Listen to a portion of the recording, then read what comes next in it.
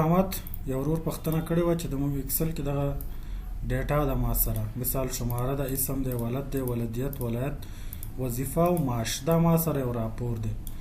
بل ما ته داسې ویل کېږي چې دغه راپور نه شماره راواخله، اسم راواله، وظیفه راواله، معاش راواله، دلته کېده. نو هغه ورور نه پوهېدل هغه به څه کول، یو به داسې کاپي کول، اول به شماره کاپي پیسټ کا، بیا به یې راغو دلته اسم به یې کاپي پیسټ کو، ښه بیا ورپسې وظیفه به یې کاپي پیسټ کا، او دلته به راغو معاش به یې څه کو کاپي پیسټ کو. دا طریقه صحیح ده خو اوږده ده. نو هغه دپاره زه لنډه طریقه ښیم.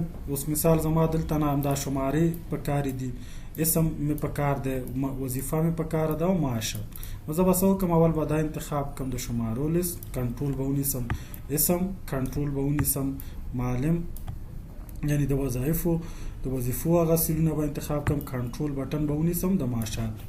دا به کنټرول سی دې نه کاپي کړم، دلته به کلیک کړم، کنټرول وي پیسټ. نو هغه چې کوم کار په څو کلیکو سره کول هغه موږ یو کلیک سره وکړو.